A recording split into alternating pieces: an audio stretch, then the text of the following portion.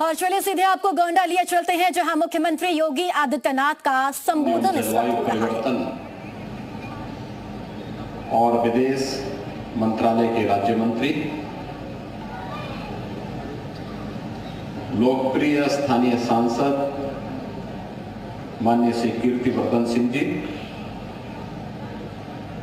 उत्तर प्रदेश सरकार में मंत्रिमंडल के मेरे सहयोगी, यहाँ के प्रभारी मंत्री श्री दारा सिंह चौहान जी, प्रदेश के पर्यावरण, वन एवं जलवायु परिवर्तन विभाग के मंत्री डॉक्टर अरुण कुमार सक्सेना जी, राज्य मंत्री श्री केपी मलिक जी, माननीय विधायकगण श्री रमापति शास्त्री जी, प्रेम नारायण पांडे जी, पावन सिंह जी, अजय कुमार सिंह जी, विनय कुमार द्विवेदी जी, प्रभात वर्मा जी, प्रतीक भूषण सिंह जी, मंजू सिंह जी, जिला पंचायत अध्यक्ष श्री घनश्याम मिश्रा जी, भारतीय जनता पार्टी के अध्यक्ष श्री अमर किशोर कश्यप जी, डीजी फॉरेस्ट श्री सुशील कुमार अवस्थी जी, प्रमुख सचिव उत्तर प्रदेश शासन श्री अनिल कुमार जी, और आज के इस कार्यक्रम में उपस्थित केंद्र और राज्य सरकार के सभी अधिकारीगण, इको टूरिज्म के क्षेत्र में रुचि रखने वाले सभी अन्य उपस्थित विशेषज्ञगण और बहनों और भाइयों, आज का दिन जनपद गोंडा के लिए बहुत महत्वपूर्ण दिन है, जब यहां की एक प्राकृतिक झील को एक अंतर्राष्ट्रीय मान्यता प्राप्त कराने के उद्देश्य से वर्ल्ड वेटलैंड्स डे के अवसर पर यह कार्यक्रम यहां आयोजित है। अर्गा और पार्वती नाम की दो प्राकृतिक झील, ये वास्तव में प्रकृति की मूल स्वरूप की ओर हम सबका ध्यान आकर्षित करती है। और कितना बड़ा इसका एरिया है, मुझे पहली बार यहाँ पे आने का अवसर प्राप्त हुआ है, क्योंकि मैं अक्सर इधर से होकर के गुजरता तो था, लेकिन मुझे लगता है कि भारत की उस विरासत की प्रतीक है जो यहाँ पे घाघरा और सरयू नदी के कारण सैकड़ों वर्ष पहले जो एक प्राकृतिक झील बनी, उस झील का स्वरूप आज भी उस रूप में यहाँ पर मौजूद है। वह हम सब के लिए अत्यंत महत्वपूर्ण है।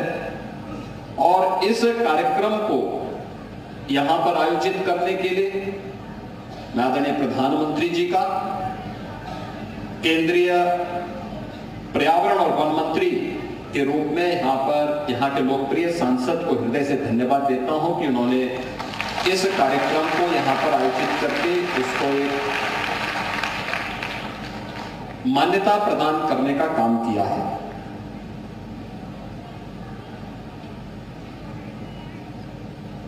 जितनी भी प्राकृतिक झील होती हैं, यानी वेटलैंड्स होती हैं, यह हमारे पारिस्थितिकी तंत्र का एक महत्वपूर्ण केंद्र होता है। यह भूजल संरक्षण के लिए, सिंचाई और पेयजल की उपलब्धता, बाढ़ और सूखे पर नियंत्रण, कार्बन भंडारण और जलीय पारिस्थितिकी तंत्र पर निर्भर वनस्पतियों, वन्य प्राणियों और प्रवासी और स्थानीय पक्षियों के संरक्षण के साथ साथ भोजन, औषधि और आजीविका के व आय के संसाधन उपलब्ध करवाने में ये वेटलैंड्स की एक बड़ी भूमिका है। यानी केवल जलीय पारिस्थितिकी नहीं, बल्कि जीव और जंतु की पारिस्थितिकी इस वेटलैंड्स पर निर्भर करती है। यह प्रकृति के मूल स्वरूप को हम सबको अपनी ओर आकर्षित करने का और उसकी ओर ध्यान आकर्षित करने का एक माध्यम भी बनती है। और इसीलिए इस मूल स्वरूप के बारे में ही अथर्ववेद ने कहा, माता भूमि पुत्रोहम पृथिव्या, कि धरती हमारी माता है, क्योंकि हमें जीने के लिए उस प्रकार के पारिस्थितिकी तंत्र को विकसित करने में मदद करती है, और हम सब इसके पुत्र हैं। तो एक पुत्र के रूप में हमारा दायित्व क्या है? एक पुत्र का दायित्व होता है अपनी मां का संरक्षण करें, उसकी सुरक्षा करें और उस दिशा में एक बेहतर प्रयास करें। अक्सर होता है कि इस प्रकार की जो भी साइट होती है उस वह अतिक्रमण की चपेट में आती है, बेतरतीब वहां पे निर्माण कार्य होने लगता है और उससे वहां पर जो पारिस्थितिकी तंत्र है वह प्रभावित होता है। आज इसका दुष्परिणाम तमाम वेटलैंड्स भुगत रही है।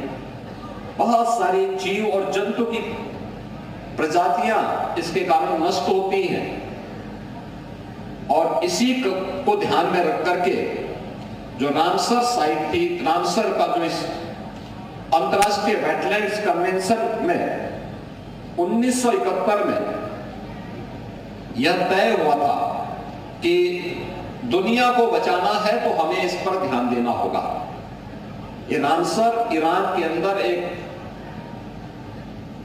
स्थल है जहां पर एक इंटरनेशनल कन्वेंशंस के माध्यम से 1971 से लगातार ये कार्यक्रम आयोजित होते हैं और दुनिया का ध्यान इस ओर आकर्षित किया गया था। और हमें बताते हुए प्रसन्नता है कि आज आदरणीय प्रधानमंत्री जी की प्रेरणा से, यानी देश की आजादी के बाद 65 वर्षों में मात्र 23 रामसर साइट तैयार हुई थी, यानी वेटलैंड साइट को चिन्हित किया गया था, जिन्हें मान्यता मिली थी।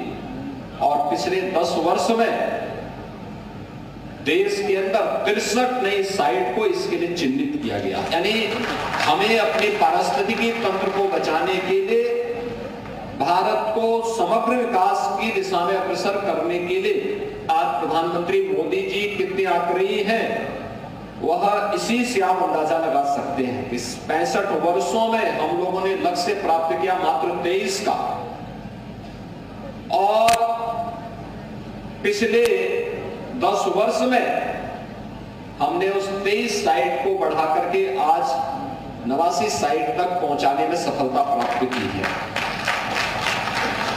अकेले उत्तर प्रदेश के अंदर आप देखेंगे बहुत सारे ऐसे साइट हैं। उसके संरक्षण की दिशा में भी प्रयास हमें निरंतर करने पड़ेंगे। उस दिशा में एक नई शुरुआत होनी चाहिए। बहुत सारी जगह हम लोगों ने चिन्हित करके भी दिए हैं और मुझे अच्छा लगा कि यह कार्यक्रम उस दिशा में एक नया प्रयास प्रारंभ, इसके माध्यम से हम प्रारंभ करने में सफल होंगे।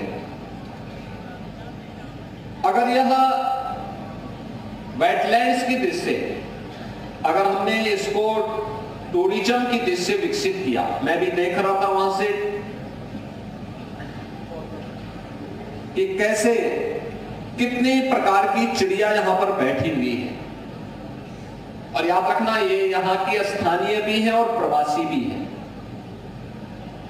कुछ पक्षियां तो ऐसी हैं जो हजारों किलोमीटर की दूरी तय करते हुए यहां पर आई हुई है, और फिर जैसे यहां थोड़ी सी गर्मी बढ़ेगी फिर ये यहां से वापस अपने देश की ओर जाने लग जाएंगे। ये अपने साथ वहां की स्मृतियों को भी लेके आते हैं, वहां की परिस्थितियों को भी हमें अवगत कराने के लिए ये प्रेरित करती है।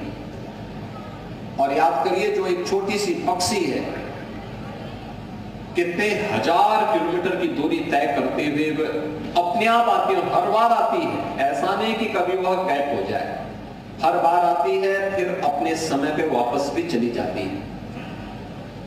यहां के स्थानीय स्तर पर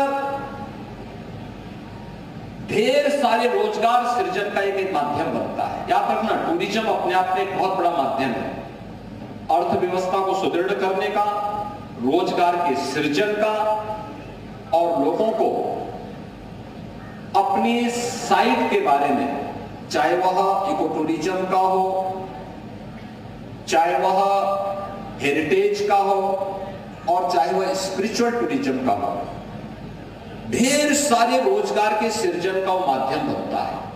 याद करिए, अयोध्या धाम तो यहां से मात्र 20 किलोमीटर की दूरी पर है, और 20 किलोमीटर की दूरी अयोध्या धाम की। हम लोगों ने थोड़ा सा वहां पे ध्यान दिया, कनेक्टिविटी वहां की ठीक कर ली, थोड़ी सुविधाएं वहां बढ़ाई।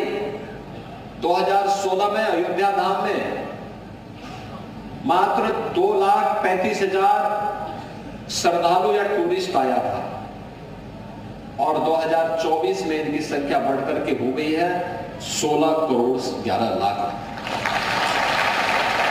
आप अनुमान करिए, क्या 2,35,000 में और 16 करोड़ 11 लाख में कोई अंतर ही नहीं है क्या?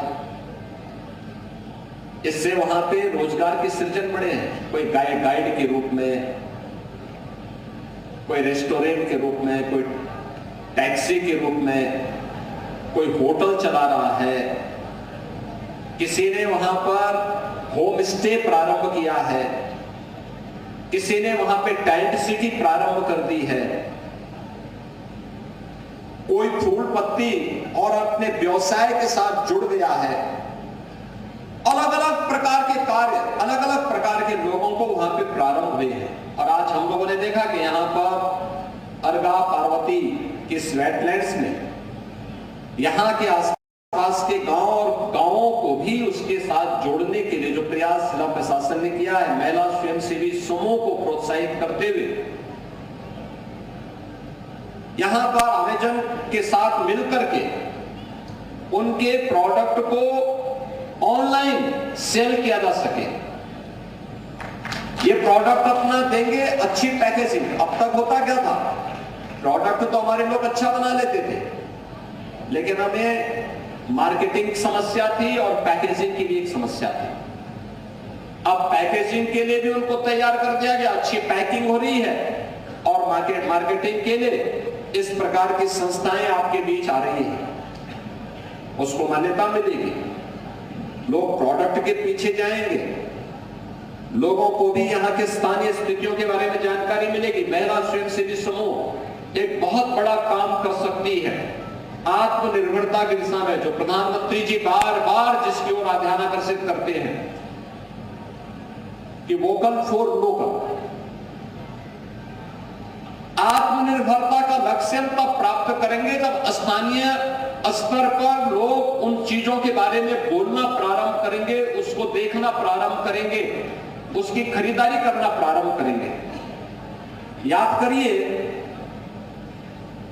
आज से 5 साल 7 साल पहले तक कोई पर्व त्योहार आता था, कोई आयोजन आपके घरों में होता था, तो आप क्या खरीदारी करते थे? आप चीन से के किसी प्रोडक्ट को खरीद करके गिफ्ट के रूप में देते थे। आज मैं देखता हूं, कोई पर्व त्योहार आता है, कोई आयोजन आता है, किसी को जन्मदिन का हो या किसी अन्य मांगलिक आयोजन के अवसर पर कोई गिफ्ट देना हो, तो लोग वन डिस्ट्रिक्ट वन प्रोडक्ट का ही कोई एक पैकिंग खरीदते हैं और उसी को गिफ्ट में देते हैं। परिणाम क्या है? एक हमारे स्थानीय हस्तशिल्पी और कारीगर को उसका लाभ होता है, लोकल मार्केट सुदृढ़ होती है, ढेर सारे लोगों को रोजगार का माध्यम उसके माध्यम से प्राप्त होता है, और ये महिला स्वयंसेवी समूह के माध्यम से भी जो कार्य ये आगे बढ़ रहा है, ये यहाँ पर उन्हें आत्मनिर्भरता की ओर अग्रसर करेंगे। और आत्मनिर्भरता का यह लक्ष्य अगर प्रत्येक ग्राम पंचायत के माध्यम से हम आगे बढ़ा लेंगे, तो मेरा यह मानना है कि जो हम लोगों ने प्रधानमंत्री मोदी जी के विजन के लोग उत्तर प्रदेश की इकोनॉमी को $1 ट्रिलियन की इकोनॉमी बनाने के लक्ष्य की दिशा में कदम बढ़ाए हैं, बहुत दूर नहीं, अगले 3 से 4 वर्ष के अंदर हम इस लक्ष्य को प्राप्त करने में सफल हो जाएंगे। हमें ग्राम पंचायत को आत्मनिर्भर बनाना पड़ेगा, हमें प्रत्येक परिवार को आत्मनिर्भर बनाना पड़ेगा, और उस दिशा में एक नए प्रयास जो प्रारंभ हुए हैं, टिकरी जंगल को यहां पर ओपन सफारी के रूप में विकसित करना, एक टूरिज्म के बहुत बड़े इको टूरिज्म के बहुत बड़े केंद्र के रूप में इस पूरे कमिश्नरी को और अवध क्षेत्र को विकसित कर देगा। पूरे क्षेत्र को कनेक्टिविटी की जिम्मेदारी उत्तर प्रदेश सरकार ने लेगी। अर्का और पार्वती जो वेटलैंड्स है, इसको सरयू नहर राष्ट्रीय परियोजना के साथ जोड़ने के लिए भी सरकार अपने स्तर पर कार्य कर देगी। हमें थोड़ा उस दिशा में प्रयास करना होगा कि कैसे हम लोग इस टूरिज्म के उसको आगे बढ़ा सकें। आज गोंडा जिला हुआ नहीं है जो आज से 8 वर्ष पहले था। 8 वर्ष पहले जब सर्वे हुआ था, देश का सबसे गंदा जनपद था गोंडा, सबसे गंदा सिटी के रूप में था गोंडा। मैंने तब वहां के विधायक प्रतीक भूषण से कहा था, मैंने कहा यार कैसे विधानसभा से आप विधायक बन गए। और आज मैं कहता हूं जब रैंकिंग आती है तो गोंडा की अच्छी आती है। आज यहां मेडिकल कॉलेज बन गया है। लगभग 100 वर्षों से जिन बनटांगिया लोगों को अपना अधिकार नहीं मिला था, आज वे लोग अपना अधिकार प्राप्त करके सम्मान के साथ आगे बढ़ा रहे हैं। बनटांगिया कैसे लोगों के जीवन में परिवर्तन आ सकता है, आज जिला प्रशासन की ओर से उससे संबंधित एक पुस्तिका भी यहां पर रिलीज की गई। अर्का और पार्वती ये दोनों वेटलैंड्स एक इंटीग्रेटेड डेवलपमेंट का प्लान क्या हो सकता है, उससे संबंधित भी एक पुस्तक को यहां पर रिलीज किया गया। अन्य वेटलैंड से संबंधित और पर्यावरण से संबंधित महत्वपूर्ण मुद्दों को लेकर के इस कार्यक्रम को आगे बढ़ाया गया है। और मैं आज के इस अवसर पर आपसे यही कहना चाहूंगा कि जो प्रधानमंत्री जी ने 2070 में नेट जीरो के लक्ष्य को प्राप्त करने की दिशा में कदम बढ़ाने के लिए कहा है, कार्बन उत्सर्जन को न्यूनतम करना। कार्बन उत्सर्जन न्यूनतम कब होगा? जब हम पॉल्यूशन पैदा करने वाले उन उपायों को रोकेंगे। आपने देखा होगा पहले लकड़ी में लोग भोजन बनाते थे, फिर केरोसिन मिला, देखा गया कि इसके दुष्परिणाम स्वास्थ्य के लिए भी ठीक नहीं है, प्रकृति के लिए भी, पर्यावरण के लिए भी ठीक नहीं है, तो उसमें सुधार किया गया। अब देश के अंदर 10 करोड़ से भी परिवारों को फ्री में रसोई गैस के कनेक्शन उपलब्ध करवाने का कार्य प्रधानमंत्री मोदी जी के नेतृत्व में हुआ। अब याद करिए कि ग्रीन एनर्जी कैसे सहायक हो सकती है, इस दिशा में भी नए नए प्रयास प्रारंभ हुए हैं। और मैं इस अवसर पर यही कहूंगा कि उत्तर प्रदेश सरकार ने जो प्रयास प्रारंभ हुआ है, ग्रीन कवर यूपी का बढ़ा है। 210 करोड़ वृक्षारोपण का कार्यक्रम हम लोगों ने पिछले 8 वर्ष के अंदर उत्तर प्रदेश के अंदर किया और उसमें 70% पौधे सुरक्षित हैं और कहीं कहीं पे तो अच्छे जंगल बन चुके हैं, अच्छे वहां पे उनके द्वारा फॉरेस्ट कवर काफी अच्छा हुआ है।